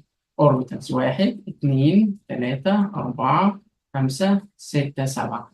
دي ثوابت. ايا كان الرقم اللي هنا ده كام، ما يفرقش معايا في حاجه. يبقى اي بي جواها كام اوربيتال؟ بس 3. يبقى الاجابه دي هي الاجابه ايه؟ مظبوطه. اتمنى برضو يكون الامور سهله في الاسئله. ندخل بعد كده بقى على يعني تركية صغننه كده قبل ما ندخل على الرول نمبر 2 في الالكترونيك كونفيجريشن. التكايه اللي هنا ايه بقى؟ قال لي انا هيقابلني اتومز عندها اتوميك نمبر كبير، وبالتالي ان انا اقعد اقول بقى اس اس بس واقعد احسب واجمع. ومفيش طريقه مختصره شويه؟ في طريقه مختصره. الطريقه دي بنوزع فيها الالكترونز according to the nearest noble gas. طب واشمعنى النوبل جاسس اللي انت اخترتها؟ ما كان عندك جروبس كتيره في البريدك تيبل كنت اخترت منها. قال لي لا، النوبل جاسس عندها ميزه مش موجوده عند اي جروب تانية. الميزه دي ايه هي؟ ان كل الانرجي ليفلز بتاعتهم كومبليتلي فيلد. يعني مثلا الهيليوم، ما هو مين هم النوبل جاسس؟ هيليوم، نيون، ارجون، كريبتون، زينون، رادون، السته دول. تمام. دول بيتميزوا ان اي حد فيهم كل الليفلز بتاعته كومبليتلي فيلد ويز الكترونز. يعني لما اكتب الرقم الاتوميك نمبر بتاعهم كامل، يبقى انا عرفت انا مليت كام انرجي ليفل. اتفقنا؟ اتفقنا. طب استغل الطريقه دي ازاي؟ قال لي شويه ملاحظات كده لازم تعرفها. اولا تعرف مين هم النوبل جاسز بالترتيب: هيليوم، نيون، ارجون، كريبتون، زينون، رادون. تحفظهم بالترتيب. اتنين، تعرف الاتوميك نمبر لكل واحد: الهيليوم الاتوميك نمبر 2، النيون الاتوميك نمبر 10، الارجون 18، الكريبتون 36، والزينون 54، والرادون 86. دي اللي لازم تعرفهم، يبقى ترتيبهم والاتوميك نمبر بتاعهم.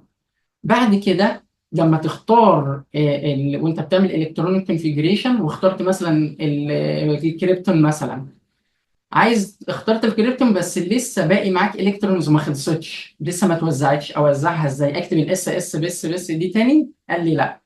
امال هعمل ايه؟ قال لي هتعرف الكريبتون ده رقم كام. بقول له رقم كام ازاي؟ قال لي في الاوردر بتاع النوبل جاسس: هيليوم، نيون، ارجون، كريبتون. هو رقم 4، يبقى بعديه اكمل الليفل الخامس يبقى 5 اس. فهمت حاجه؟ طب لو انا اخترت مثلا النيون، النيون ترتيبه كام؟ 1 2 صح؟ هيليوم نيون هو رقم 2، يبقى انا هبدا بعديه الليفل رقم 3 اللي هو 3 اس، وهكذا. اللي انا قلت لك ده متلخص قدامك في الجدول. ادي النوبل جاسس قدامك بالترتيب 1 2 لحد 6، والاتوميك نمبر لكل واحد فيهم. تمام. بالترتيب برضو. تمام. تعالى بقى لو انا اخترت مثلا الهيليوم كنيرست نوبل جاس للاتوم اللي انا بعمل لها الكترون كونفيجريشن، الهيليوم رقم واحد، يبقى يبدا بعد الهيليوم بالليفل الثاني 2 اس، واخلص بال 2 بي. تمام. تمام. لو انا مثلا دخلت على مين؟ على الليفل الثاني، او اللي هو بقى النوبل جاس الثاني اللي هو النيون، هو رقم 2، يبقى انا هبدا بعد مين؟ الليفل الثالث اللي هي 3 اس، واخلص عند 3 بي. لو هختار الارجون يبقى هو رقم 3، يبقى انا ابدا بال 4 اس مع مراعاه الاكسبشن 4 اس بيجي بعديها 3 دي. تمام. وبعدين تخلص بال 4 بي. لازم تقف في النوبل جاسس عند البي، او عامه في الالكترون كونفجريشن عند البي، لان بعده بتبدا ليفل جديد. تمام. لو هبدأ بالكريبتون اللي هو رقم 4، يبقى هبدأ بعديه الليفل الخامس 5S، وما تنساش الاكسبشن 4D، بعدين ال 5A B. طيب لو انا هختار الزينون، الزينون ده رقم 5، يبقى انا ابدأ بعديه بالليفل السادس. ما تنساش بقى في الليفل السادس والسابع بتظهر الاف معاك. تمام. انت ما عندكش غير 2 اف: ال 4 اف وال 5 اف. في ال 6 اس اللي هو الليفل نمبر 6 هبدا بمين؟ بال 4 اف بعد 6 اس، وال 5 دي حالات اكسبشن، وهختم بال 6 بي. لو هختار الرادون اللي هو رقم 6، يبقى انا ابدا بالليفل السابع، وابدا بعديه ال 5 اف ده اكسبشن برضه زي ما قلنا هو، وال 6 دي، واختم بال 7 بي. برضه الكلام النظري مضايق، طول ما انت ما طبقتش هتحس ان النظري يضايق ومستفز، لان انا مش هدخل اسمع اللي انا بقوله لك ده، انا محتاج اطبق. تعال نطبق. تمام. تعال نشوف سؤال بيقول لي هنا: No chemical element has the electronic configuration كذا، ومديني اختيارات. النيون هو بقى هنا بيديني اختيارات، بيشوفني عرفت اللي فات ده ولا لا. بقول له والله هشوف على حسب انت مختار انهي نوبل جاز. مختار هنا النيون. النيون ده ترتيبه ايه؟ هيليوم نيون هو رقم 2، فلو انا هختار رقم 2 يبقى يجي بعديه على طول، يجي بعد النيون مين؟ 3 اس، فانت كاتب لي 4 اس، يبقى دي غلط. يبقى كان بدل ما يجي 4 اس يجي 3 اس، لان النيون ترتيبه الثاني. طب الارجون، الارجون ترتيبه ايه؟ هيليوم نيون ارجون هو ترتيبه الثالث، يجي بعديه مين؟ يجي بعديه 4 اللي هي ال 4 اس. تمام. يجي بعديه ال 4 اس. طيب ويجي بعديه ال 3 دي. تمام. يجي بعديه ال 4 بي. يبقى دي كده صح. طب اللي في الاختيار سي مش بي، النيون برضه لسه قايلين يجي بعد مين؟ ال 3 اس. لان هو رقم 2 لسه قايلين فوق نيجي بعد ال 3 اس، جت فعلا، يبقى دي برضه صح. طيب في الاختيار دي هيليوم، الهيليوم رقم 1 يجي بعديه 2 اس، يبقى دي برضو صح. ايه ده كلهم صح؟ امال ايه اللي غلط يا مستر؟ ما هي اول واحده اللي غلط، عشان هو كان طالب مني ايه؟ نو كيميكال اليمنت الكترون كونفيجريشن انهي واحد؟ يبقى هنا ده كانه سؤال زي اللي بيجي لي فيه ايه كلمه اكسبت.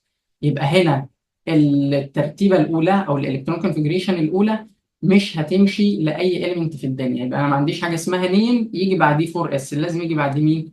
ال 3 اس. نشوف سؤال تاني.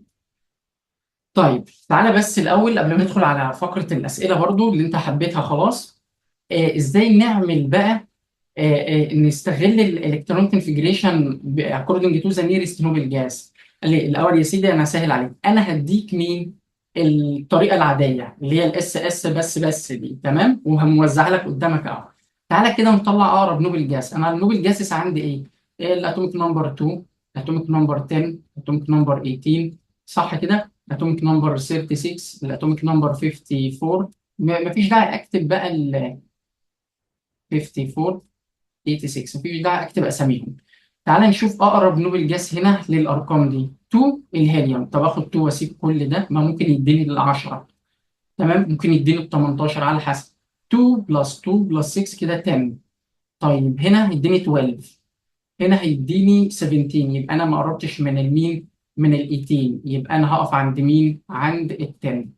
يبقى انا اقدر اشيل دي خالص واحط مكانها ايه؟ واحط مكانها نيون زي ما انت شايف كده. تمام. واكتب الباقي عادي 3s2 3b5. تمام كده، تمام كده. نيجي على اللي تحتيه. تعال نجمع كده 2 بلس 2 4 بلس 6 10 بلس 2 12 بلس 6 18. انا عندي 18، ده يمشي معايا 18. لو كملت مش هيديني 36 لان انا اخري 26 اساسا. يبقى انا هقف هنا كده، هشيل كل دول كده خالص واحط مكانهم مين؟ لان هم ادوني 18. اللي فوق ده اداني 10، ده لما اداني 18 عرفت ان هو مين ده؟ ده الارجون. واكتب الباقي 4s2 3da6. تمام كده. طيب نشوف انا عارف ايه اللي بيدور في دماغك دلوقتي. نشوف المثال التالي. 2 بلس 2 4 10 12 18 20 30 36. كل دول اشيلهم واحط مكانهم الايه؟ واحط مكانهم الكريبتون لان دول ادوني 36. تمام، نحط الكريبتون موجود تحت اهو، ما كانش في مساحه جنبه يعني. فين اهو الكريبتون 36، واكتب الباقي 5s2 4d10. تمام. اخر مثال. تعال نجمع كده 2 4 10 12 18 20 30 36 38. صح؟ كام كده؟ 48. مظبوط. 48 و6 كام؟ يبقى 54. يبقى لحد هنا انا اقدر اشيل كل دول كده، اشيلهم خالص خالص خالص واحط مين اقرب؟ مين اللي 54؟ الزينون. ونكتب مين الزينون؟ هتلاقيه مكتوب تحت معاك اهو، ده الزينون. وكمل بعديه ال 6 اس ايه؟ 6 اس 2. فهمت حاجه؟ طب يا مستر، طب ما ده معناه ايه؟ ان انا لازم اعمل البيلدنج اب برنسبل عشان اروح اشيل الزيادات دي. ازاي بقى؟ ما انا لسه موريك الجدول اللي فات، قلت لك لو عرفتهم بالترتيب وعرفت الاتوميك نمبر واخترت مثلا الارجون، هيليوم نيون ارجون، يبقى الارجون رقم كام؟ 3. يبقى هكمل بعديه 4 اس. تعال نشوف الارجون كده اللي احنا كتبناه هنا اهو 4 اس، واكمل عادي 3 ليه؟ بقت سهله كده. تمام. تعال نشوف سؤال. السؤال ده بيقول لي an atom of potassium has an electronic configuration. يبقى انا معايا مين؟ البوتاسيوم اللي السمبل بتاعه كي، ومديني الالكترونيك كونفيجريشن ليه. انا بقى عايزك شاطر كده وتعمل اللي انا شرحته. بيقول لي how else can this electronic configuration be represented؟ ممكن امثله بايه؟ قال لي والله عد بقى زي ما انا عرفتك 2 4 10 كام 12 18. انا ممكن اشيل كل دول كده واحط مكانهم 18. مين اللي 18؟ ده الارجون 18.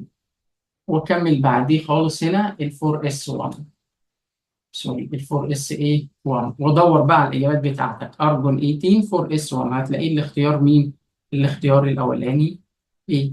فهمت حاجه؟ سهله، ما هياش صعبه، هي بس الفكره انك تطبق كتير. طيب تعالى نشوف سؤال تاني. بيقول لي how many unpaired electrons. ايه الانبيرد ده؟ في الجزء الاولاني اللي شرحناه بتاع الكوانتم نمبرز انا قلت لك الاوربيتالز ليها ثلاث حالات، صح؟ يا تكون empty، يا تكون half filled، يا تكون completely filled. الكومبليتلي فيلد بنسميها بيرد ستيت، يعني دي حالة ازدواج. اما دي كده بنسميها unpaired، يعني اللي هي السنجل الكترون. هو بيسألني عن ده. تمام. بيقول لي how many unpaired electrons are there in ground state of electron configuration of an atom الألمنيوم Al الاتوميك نمبر 13. طبعا انا ما كتبتهاش هنا، يعني الالومنيوم ايكوال كام؟ 13 الاتوميك نمبر. اوزع بقى اقرب نوبل جاس لل 13 كام؟ 10 اللي هو مين؟ النيون. انا بتكلم بالراحه في الجزئيه دي علشان محتاجها تثبت معاك. نيون، النيون ترتيبه ايه؟ هيليوم نيون، يبقى رقم 2. تمام. يجي بعديه مين؟ الليفل الثالث يبقى 3 اس. انا باقي لي كام من ال 13؟ 3. تمام. الاس كده كده ما بتشيلش الا 2. ال 3 اس يجي بعدها 3 بي وتشيل الالكترون المتبقي. طبعا ال 3 اس فيها اوربيتال واحد، سوري فيها اثنين، يبقى بيرد ستيت. اما البي عندها ثلاثه اوربيتالز، واحد بس اللي هنضيفه هنا والباقي ده يفضل فاضي. يبقى انا عندي كام ان بيرد الكترون؟ واحد فقط. يبقى ده كده ان بيرد الكترون، يبقى هو واحد فقط. فين الاجابه اللي بتقول كده؟ الاجابه اهي اللي هي الاختيار مين؟ الاختيار سي. اتمنى ان انا اكون بنوع في الاسئله عشان الموضوع ده يبقى سهل معاك. ركز بقى معايا، احنا كده كنا بنشرح في ايه؟ في الالكترونيك كونفيجريشن رولز. خلصنا البيلدينج اب يعني بتفاصيلها. ندخل على الرول اللي بعد كده وهي هوندز رول. وهي ما تعتبرش رول قد ما هي مكمله للي احنا قلناه للبيلدينج اب. هوندز رول هتدخل بس هتعمل معاك حاجه بسيطه، هتيجي في السب ليفل الاخير خالص وهترسم الاوربيتالز بتاعته بس، سواء كان الاس او البي او الدي او الاف هترسمها. وانت بتوزع الالكترونز بقى، الراجل هوند ده عالم الماني بيقول ايه؟ انك ما تعملش بيرنج للالكترونز، ما تحطش اتنين جنب بعض في اوربيتال واحد لحد في نفس الاتوم في نفس السب ليفل لحد ما توزع سنجل سنجل في كل الاوربيتالز الباقي. تاني ولا اقول لك خلينا بمثال احسن. شوف معايا المثال الاولاني ده كده. ده مين؟ ده النيتروجين وزع بالطريقه اللي انت عارفها 1s2 2s2 2b3.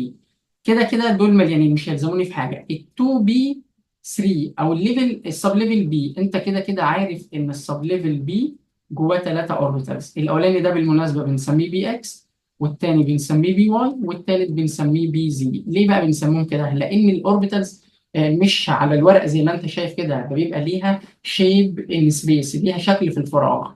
تمام. وبرضه احنا مش هنشرح الاشكال، مش عايزها. الراجل بوند بقى هنا بيقول لي ايه؟ لما تيجي توزع الالكترونز دي كده الثلاثه، هتوزعهم الاول سنجل، واحد اتنين تلاته. اوعى تعمل بيرنج وتسيب اوربيتال فاضي. القاعده بتقول انك لازم تحط كله سنجل سنجل الاول. لو لسه فايض معاك الكترونز ارجع اعمل بيرنج زي ما هنشوف في المثال الثاني. تمام.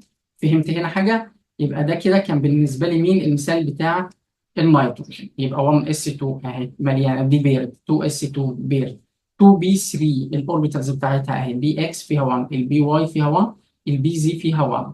تمام. نيجي على المثال رقم 2 اللي هو الاكسجين اللي الاتوميك نمبر بتاعه ب 8.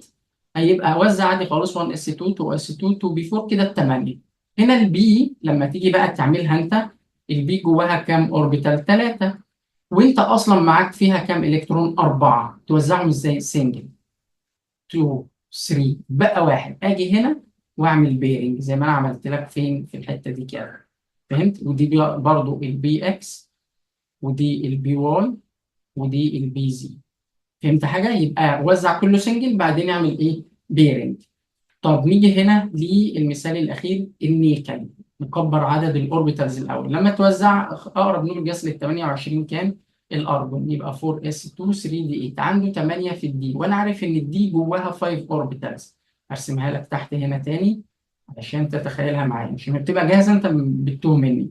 ادي الاوربيتال الاولاني، الثاني، الثالث، الرابع، الخامس. عندي 8. اوزعهم ازاي؟ السنجل سنجل 3 4 5 باقي 3. 6 7 8 وهقف على كده. يبقى انا عندي هنا 3 بيرد و2 انبيرد. فهمت حاجه؟ زي ما انت شايف كده 3 بيرد الكترونز او 3 بيرد ستيت، وهنا 2 انبيرد ايه الكترونز. يبقى الراجل هوند كلامه واضح، بيقول لك انا مش هعمل حاجه جديده، انت كده كده بتستخدم البيلدينج اب برنسبل بتاعتك، بس انت هترسم الاوربيتالز بتاعت اخر سب ليفل وتوزع سنجل سنجل، بعدين تعمل بيرنج. اي حاجه غير كده هتبقى غلط. تمام. نشوف سؤال بيقول لي هنا which electronic configuration obeys Hond's rule. obeys يعني يخضع لقاعدة مين؟ لقاعدة هوند. تعال نشوف، احنا خلاص فهمنا القاعدة. الشكل اللي قدامي ده دي تمام، هنا دي تمام، لا ده ساب دي فاضية، كان المفروض يوزع سنجل الأول بعدين يرجع يعمل بيرنج، يبقى دي مش مظبوطة. طب الرول التانية تمام، دي تمام، خاصة انه عامل واحد كلوك وايز واحد انتي كلوك وايز، تمام تمام تمام. طيب دي برضو كده صح، وبيقول لي مين اللي صح. طيب سي، اولا دي غلط، لانها بقى بتكسر قاعده مين اللي احنا ما شرحناش، اللي احنا قلنا انها مش علينا، اللي هي باولي اكسكلوجن. تمام، ما ينفعش تو الكترونز في نفس الاوربيتال يكونوا في نفس الاتجاه، بس دي مش مهمه بالنسبه لك يعني. نيجي هنا سنجل سنجل ده تمام، بس ايه اللي غلطها؟ دي اللي خلتها غلط. تمام. طب نيجي هنا، تمام دي غلط علشان الاثنين في نفس الاتجاه، وكمان ما وزعش سنجل سنجل، يبقى دي كلها اصلا غلط، ودي كمان ما ينفعش تفضل فاضيه، يبقى كلهم غلط ما عدا مين؟ ما عدا بي هي اللي صح. تمام كده. اتمنى انك تكون فهمت الاسئله دي وفهمت هوندس رول كويس.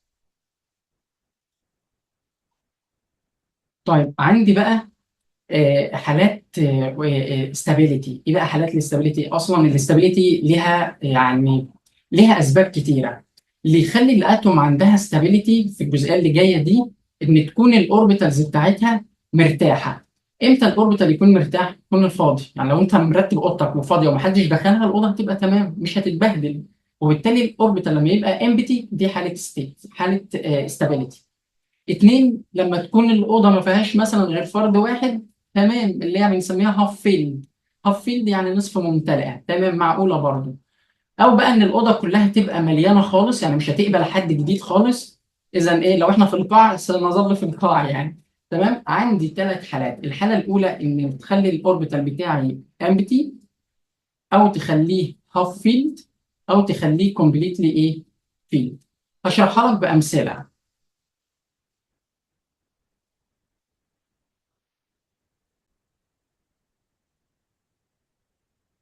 ركز يلا معايا.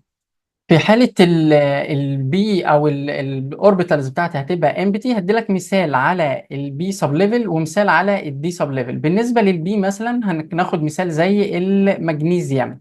مغنيسيوم الاتوميك نمبر بتاعه كام؟ 12. انا لما اجي اعمل الكترونيك كونفيجريشن، نكتب بس ال2 بتاعت ال 12. لما اجي اعمل الكترونيك كونفيجريشن هقول ايه؟ اقرب نوبل جاز طبعا اللي هو النيون. النيون الاتوميك نمبر بكام؟ ب 10. هيليوم نيون، النيون ده نمبر كام؟ نمبر 2، يبقى هيليوم نيون يبقى يجي بعد ايه؟ 3 اس 2. الليفل الثالث البي بتاعته فاضيه اللي هي 3 بي، هتلاقيها امبتي ما فيهاش حاجه اهي. يبقى هنا المغنيسيوم يعني في الحاله الطبيعيه او في الاتوميك ستيت بتاعته بيكون من الالمنتس اللي عندها ايه؟ اللي عندها استابيليتي. ثانيه واحده نشيل اللي ظاهر عندي ده. ثانيه سوري.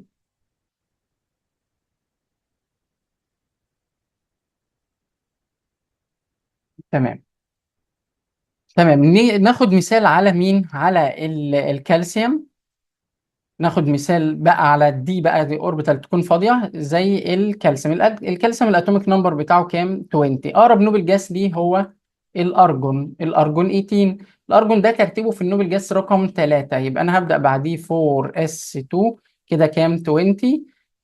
الليفل الرابع هتلاقي اصلا البي بتاعته فاضيه، وبعد ال 4 اس بيجي اصلا ال 3 دي هتلاقيها هي كمان فاضيه. تمام كده. يبقى ال 3 دي وال 4 بي امبتي اصلا، واحنا كده كده شرحنا البي. الدي هتلاقيها امبتي فاضيه خالص. طيب الحاله الثانيه وهي حاله الهاف فيلد او حاله الانبيرد. البي ب 3 مثلا، ناخد مثال على كده لسه شارحينه من شويه بتاع النيتروجين. النيتروجين الاتوميك نمبر كام؟ 7. هنقول 1 اس 2 2s2 2b كام؟ 2b3. وهي ما فيهاش غير 3 اوربيتالز، هتوزعهم سنجل سنجل سنجل. ده بيدي النيتروجين ستابيليتي علشان كلهم، وعنده كمان ماكسيموم ستابيليتي علشان الثلاثه الكترونز كلهم بيدوروا في نفس الاتجاه كله كويس، وكل واحد في الايه في الاوربيتال بتاعه. ناخد مثال للدي تكون فيها استابيليتي وتكون هاف فيلد، زي مثلا المنجنيز الاتوميك نمبر 25. اقرب نوبل جاس ليه هو مين؟ هو الارجون، برضو الارجون ايه؟ 18. بعد كده 4s2 كده 20، 3d 5. هتلاحظ برضو ان الدي اللي بيبقى جواها 5 اوربيتالز، جواها 5 الكترونز، كل اوربيتال اوكيوبايد باي سنجل الكترون. ده مخلي المنجنيز في الاتوميك ستيت من الاتومز اللي عندها ايه؟ اللي عندها ستابيليتي. ناخد مثال على الحاله الاخيره اللي هي الكومبليتلي فيلد، ان البي تبقى ممتلئه تماما فيها 6 الكترونز، زي مثلا حاله النيون. النيون الاتوميك نمبر 10. اقرب نوبل جاس ليه اللي هو الهيليوم، مش لازم توزع بيه. ايه ده، هو ينفع اعمل الكترون كونفجريشن لنوبل جاس بنيرست نوبل جاس؟ اه عادي يعني، اهو يا سيدي مش هزعلك. اقرب واحد ليه هو مين؟ الهيليوم. الهيليوم ده ترتيبه كام؟ طبعا الاتوميك نمبر 2. الاقرب الترتيب الاولاني يبقى يجي بعد مين؟ بعد ال2. هو الاولاني، يبقى بعد كده 2. ثانيه بقى. 2 اس كام؟ 2 ثواني. بعد ال 2 اس بيجي مين؟ بيجي ال 3 اس 2. وبعد كده يجي بعد كده ال 3 بي. ال 3 بي مين؟ 6. لما تيجي تجمع دول 2 بلس 2 بلس 6 هيدينا كام؟ هيدينا 10. هنا هتلاحظ ان البي فيها 6 الكترونز اهي، هتوزعهم 2 2 كلهم دلوقتي بقوا بيرد ستيت. وده برضو من حالات الايه الاستابيليتي. وكده كده النوبل جاسس اصلا مور ستيبل علشان كل الانرجي ليفلز بتاعتهم كومبليتلي فيلد. ناخد حاجه للدي كومبليتلي فيلد، زي مثلا الزنك. تمام، الزنك الاتوميك نمبر 30. اقرب نوبل جاس ليه الارجون 18. بعد كده 4s2 3d بتاعته هتلاقيها 10 كومبليتلي ايه؟ كومبليتلي فيلد. تمام. ده كده يلخص لي يعني ايه ستابيليتي. طبعا انا شرحت الحاجات دي باختصار، احنا كده كده هنتعرض ليها في المنهج، بس لما هشرحها وقتها هتفتكر اللي انا قلته ده. يبقى حالات الاستابيليتي بالنسبه لحاله الاوربيتالز يا امبتي يا هاف فيلد يا كومبليتلي ايه؟ يا كومبليتلي فيلد. كده يبقى خلصنا التوبيك الثاني. او ثالث موضوع هنتكلم عنه النهارده ان شاء الله هو الاستراكشر اوف مودرن بيريودك تيبل. هو التركيب او شكل المودرن بيريودك تيبل عامل ازاي، هنشرحه لك يعني بالتفصيل ان شاء الله كده، وهتحاول تركز معايا علشان تفهم الدنيا ببساطه. الاول كده بص على الشكل اللي انت شايفه ده، هتقول لي اه هو الشكل ده اللي بيخوفني، هو ده البيريودك تيبل. اقول لك فصصه حته حته وقول لي انت شايف في ايه. هتقول لي شايف حاجات بالازرق وحاجات بالاخضر وهكذا، وفي ارقام كده جايه فيرتيكال، ارقام جايه من فوق كده بالشكل ده، وفي ارقام تلاقي نازله لتحت كده 1 2 3 لحد 7، وفي ارقام ماشيه كده 1 2 تفضل ماشيه معاك لحد 18، صح؟ فدي ارقام انت شايفها يعني. تعالى نمسك الارقام دي الاول. تعالى نشوف هو مترقم ازاي كده من فوق لتحت، من اللي هو 1 2 3 4 5 6 7. طبعا لو قلت لك الرقم 7 ده بيفكرك بايه، هتقوم جايبها على طول، هتقول لي بيفكرني بالسيفن انرجي ليفلز اللي حوالين النيوكليس في اي ايه؟ في اي اتوم. اذا المودرن بريدك تيبل هو متقسم ل 7 هوريزونتال بيريودز، علشان عدد الانرجي ليفلز 7 حوالين مين؟ حوالين النيوكليس. يبقى متقسم ل 7 هوريزونتال بيريودز، يبقى الروز او الصفوف اللي جايه افقيه بنسميها بيريود. تمام. وكمان مترقم فيرتيكال 1 2 3 4 5، ركز، 6 7 8 9 10 11 12. احنا بنتعلم الارقام ولا ايه؟ لحد كام؟ لحد 18. اشمعنى 18 بالتحديد؟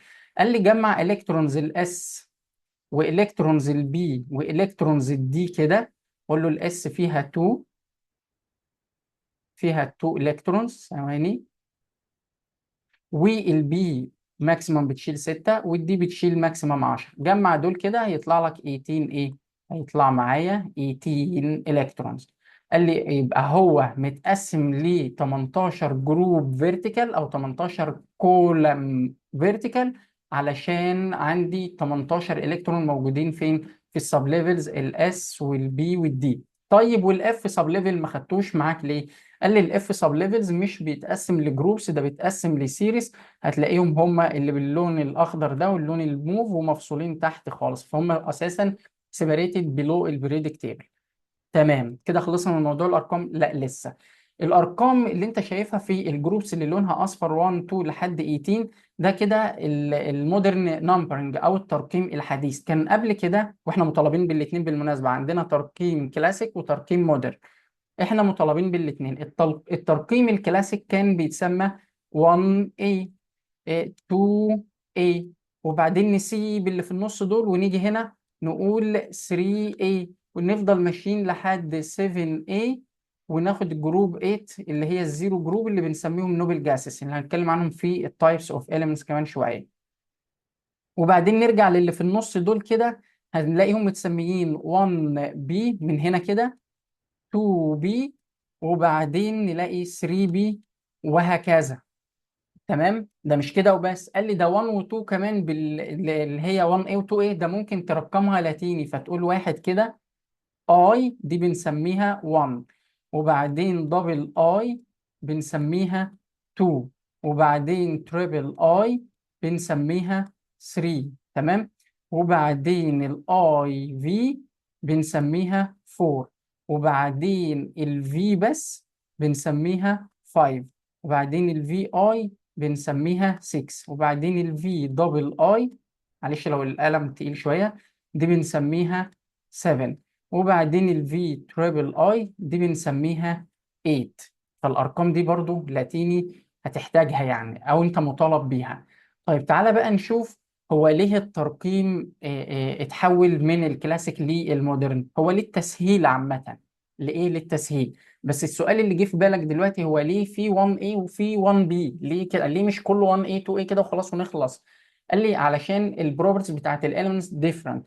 عندي جروبس ال A اللي هي 1A 2A لحد 7A، اللي هم التو كولمز اللي موجودين في اول البريودك تيبل دول، والسته اللي موجودين على اليمين دول اللي هم من اول 3A الحته دي كلها.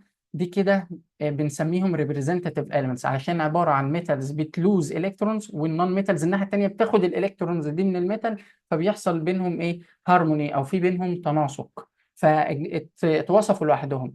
اللي في النص دول جروبس البي، تمام، ليهم بروبرتس مختلفة عن اللي في الأطراف، عن ال 1A و 2A وعن ال 3A لحد ال 7A، مختلفة خالص، فاتفصلوا لوحدهم بإيه؟ بصفاتهم، فتسموا عناصر البي.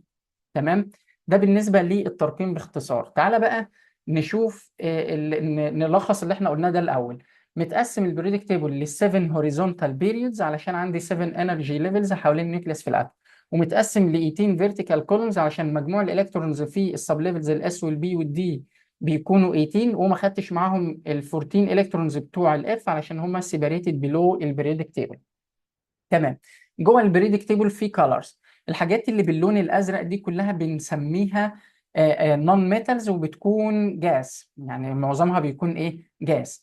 الحاجات اللي لونها فين تاني؟ اللي باللون الاصفر ده، الميركوري والبرومين، دول التو اليمنتس الوحيدين اللي في البريدك تيبل بيكونوا ليكويد. تمام. ركز بقى كده عشان في خط مش هيبان لك قوي. الحاجات دي كلها اللي باللون الاحمر دي كده، تمام، بما فيهم بقيتهم اللي تحت دول في الاكتينايدز دول، وهنتكلم لسه عن انواع الاليمنتس كمان شويه. دول كده بيعتبروا حاجات ارتفيشال، يعني حاجات متصنعه، الانسان هو اللي صنعها واكتشفها. حتى اساميهم هتلاقيها مرتبطه بالبيئه اللي ايه، اللي هي موجوده فيها، اللي هي طلعت منها مثلا، او اسامي العلماء مثلا. تمام. عندي ايه تاني؟ اللي باللون الاخضر دول، اللي هم موجودين فين؟ اللي هم اللي نزلوا تحت دول، شايفهم؟ اللي هو اللانثانيوم والسيريوم والحاجات دي كلها.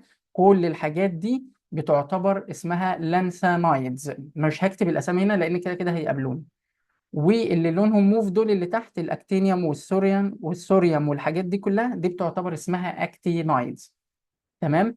فانت كده عرفت الاسامي والاشكال او الشكل المبدئي للبريدكت تيبل. اللي عايزه تثبت معاك 7 horizontal periods، 18 vertical ايه columns. تمام، او columns. مش عايزك بقى ايه تتوه مني في الحته دي. طيب تعال نشوف هو ليه البريدكتيبل، نرجع تاني، اتعمل بالشكل ده. يعني ليه البريدكتيبل اتصنف او اترسم الرسمه دي؟ قال لي اترسم الرسمه دي على according to the building up principle، اللي هي الاس اس بي اس بي اس وهكذا. وكمان اترتب على حسب عدد الانرجي سب ليفلز اللي موجوده في كل انرجي ليفل. بقول له ازاي؟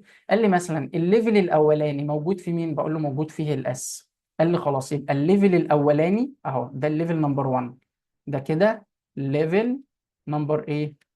نمبر 1.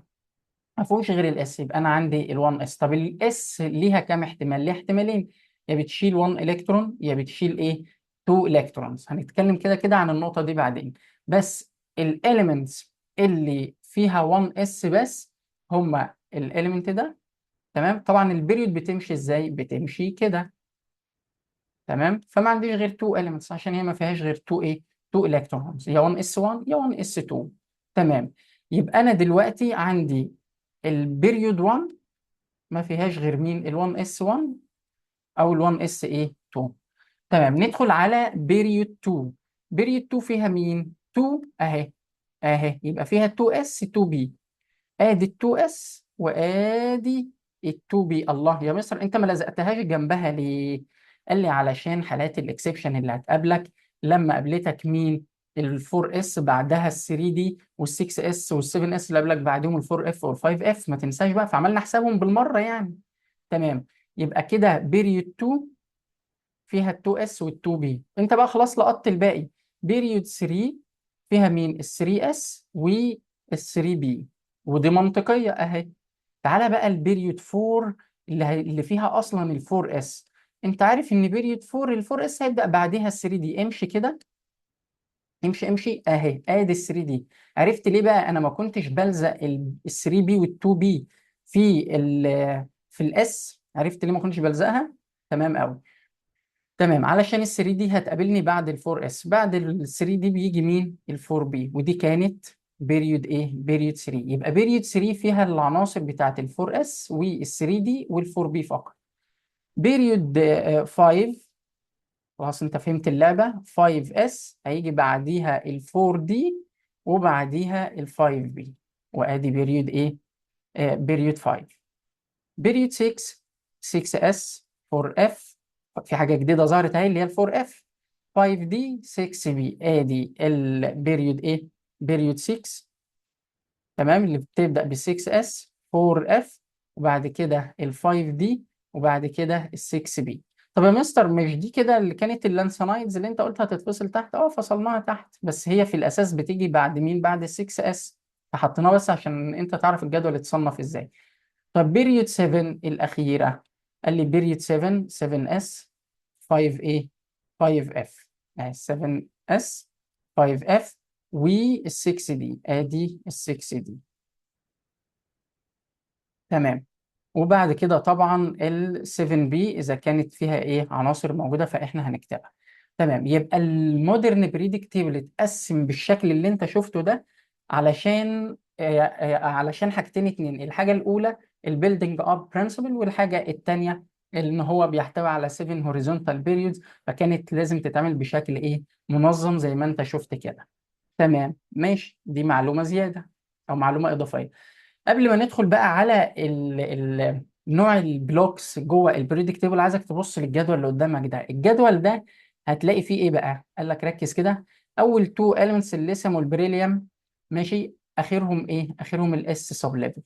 التو elements اللي بعديهم اخرهم البي سب ليفلز. التو elements اللي بعديهم اخرهم الدي سب ليفلز. والتو elements اللي بعديهم اخرهم الاف سب ليفل، الفور اف يعني. والاخيرين دول اخرهم الفايف اف. لاحظت ايه؟ لاحظت ان التو elements اللي قلنا اخرهم الاس، يبقى دي كده هتعمل لي مكان في الجدول اسمه اس بلوك elements. يبقى دول عناصر، اي element يخلص بالاس هتلاقيه في مكان ايه؟ في مكان ثابت. تمام. ودول اخرهم البي، يبقى دول هيعملوا لي منطقه في البريدك تيبل اسمها بلوك. بلوك معناها زون عامه، يعني مش هي مصطلح كيميائي بس. طيب، والحاجات اللي اخرها دي هنسميها دي بلوك. الحاجات اللي اخرها 4 اف او 5 اف دول هنسميهم اف بلوك ايه elements. يبقى انا لما اعمل الكترونيك كونفيجريشن لاي element ابص على اخره، لو خلص بالاس يبقى الاليمنت ده موجود في الاس بلوك، لو خلص بالبي يبقى الاليمنت ده موجود في البي بلوك، لو خلص بالدي يبقى موجود في الدي بلوك، لو خلص بالاف هيبقى موجود في الاف ايه في الاف بلوك. تعال نشوف. بص يا سيدي، هنا احنا هنصنف البريدك تيبل لايه لبلوكس، حتى هتلاقي الالوان زادت بقى ووضحت اكتر. قال لي بص كده، كل اللي باللون الاحمر الطوبي ده، اللي هم التو جروبس دول كده. طبعا انا عارف انك شفت الهيدروجين مش واخد نفس اللون، صح كده؟ هقول لك ليه دلوقتي. التو جروبس دول بنسميهم بمفهوم الهيدروجين برضو بنسميهم اس بلوك اليمنتس، لان اي اليمنت هنا هعمل له الكترونيك كونفيجريشن الموست اوتر سب ليفل بتاعه هيبقى الاس سب ليفل. طيب، الناحيه الثانيه هنا هتلاقي كل اللي باللون الاخضر ده كده اي اليمنت في الحته دي ما عدا الهيليوم، اي اليمنت في الحته دي كده، تمام، هينتهي بمين؟ بالبي سب ليفل، فتسمى البي بلوك. يبقى دول هيتسموا الاس بلوك ودول هيتسموا البي بلوك. طيب، الالمس اللي لونها ازرق دي اي واحد فيهم هيخلص بالدي سب ليفل، اي واحد فيهم يخلص بمين؟ هيخلص بالدي سب ليفل، فهيتسمى الدي بلوك. اللي باللون الاصفر اللي احنا فصلناهم تحت دول لانسانايدز والاكتينايدز هيتسموا الاف بلوك، علشان هما اندد بالفور اف او الايه او الفايف اف. تعالى بقى، الهيدروجين ليه لونه متغير؟ علشان هو جاس، اما الباقيين دول ميتالز. تمام. طب الهيليوم هنا ليه لونه متغير؟ عشان هو جاس. طب ما النوبل جاسس تحتيه برضو على فكره هيليوم، اللي هو النيون والارجون، لما دول جاس برضو. قال لي لا، هو واخد لون مختلف عشان هو اصلا تبع الاس. طب ايه اللي جايبه هنا؟ عشان البروبرتيز بتاعته شبه النوبل جاسس كومبليتلي فيلد. فهمت حاجه؟ يبقى الهيليوم واخد لون مختلف عشان هو تبع الاس بلوك، اما هو جاس وانرت زيه زي بقيه النوبل جاسز. الهيدروجين ما راحش معاه علشان هو مش انرت او مش كومبليتلي فيلد. برضو اتمنى انك تكون فهمت يعني ايه البريدك تيبل اتقسم لي بلوكس، وعرفت مكان كل بلوك. خلي بالك احنا بناخد الهوامش اللي احنا محتاجينها فقط، مش محتاج تفاصيل بقى. تمام. اخيرا عايز اقسم البريدك تيبل لتايبس. ايه انواع الاليمنتس؟ ايه ده؟ هو انت كنت بتعمل ايه؟ مش انت قسمت الاليمنتس لبلوكس؟ لا، البلوكس يعني منطقه في البريدك تيبل فيها كذا وكذا. انما انا عايز اعرف انواع العناصر اللي جوه البريدك تيبل. بص معايا، الاليمنتس اللي هم التو كولمز اللي على الشمال دول مع السته اللي موجودين هنا، تمام، كل دول بنسميهم ريبريزنتاتيف اليمنتس، اللي هم واخدين لون البينك دول، تمام. دول بيتسموا representative elements، يعني عناصر ايديال، عناصر مثاليه. ليه بقى؟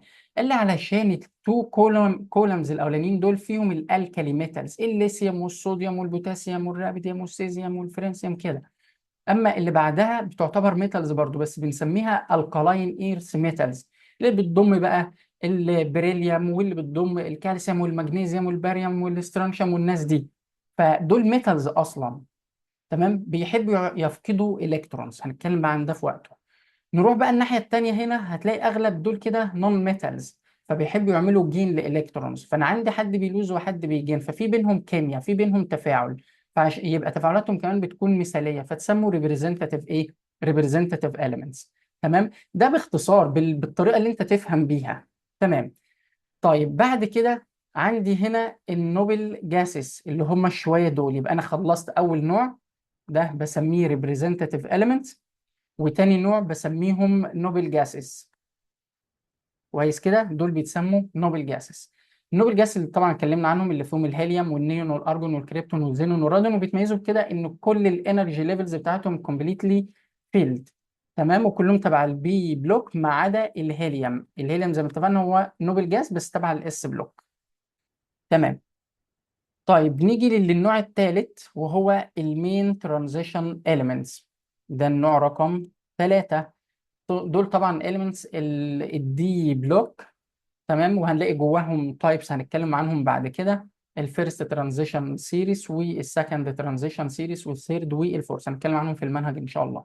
اخيرا النوع الرابع، ودول بنسميهم inner transition ايه elements. inner transition elements اللي هم بتوع الاف ايه الاف بلوك. تمام تمام. في بقى حاجات فرعيه طلعت من دول، زي مثلا الالكالي ميتالز اللي انا قلت لك عليها، اللي في الجروب الاولانيه دي، الالكالي ميتالز والالكالاين ايرث ميتالز والهالوجينز. طب ليه بقى الحاجات دي بالتحديد اللي اتحددت هنا؟ الحاجات دي لازم تعرفها. وتحديدا الهالوجينز. مين هم الهالوجينز؟ الهالوجينز ليهم سيمبل كده اكس 2. مين هم؟ الفلوراين، كلوراين، طب اكتبهم لك بره هنا، فلوراين، كلوراين، بروماين، ايوداين. وفي استاتين بس مش علينا، مش بنحسبه تبعهم يعني، مش بنحتاجه. دول اسمهم ايه؟ الهالوجينز. اه المهمين جدا، هتحتاجهم كتير جدا فين؟ في المنهج. بالشكل ده كده انت قدرت تفهم وتستوعب شكل البريدكت تيبل، انه متقسم لبيريودز ولجروبس، ومتقسم لبلوكس، ومتقسم كمان لايه؟ لتايبس. يكفيني الشكل اللي انا قلته لك مكان كل حاجه، بس انا مش عايز ازيد من اللي انا بقوله لك، علشان ما ندخلش في تفاصيل اكتر على حساب المنهج. فاحنا عايزين ننجز في الريفيجن، ناخد منها اللي احنا محتاجينه بس. تمام كده، الحمد لله خلصنا السيشن الاولاني. اتمنى ان هو يكون فادك. افكرك باللي احنا اتكلمنا فيه في السيشن ده. اتكلمنا عن الكوانتم نمبرز، اتكلمنا عن البيلدينج اب برنسبلز، او تحديدا الالكترونيك كونفيجريشن رولز، وكمان اتكلمنا عن الاستراكشر اوف مودرن بيريودك تيبل. اتمنى ان ده يكون كان مفيد ليك. بشكركم شكرا جزيلا، وان شاء الله اشوفكم في سيشن نمبر 2 باذن الله.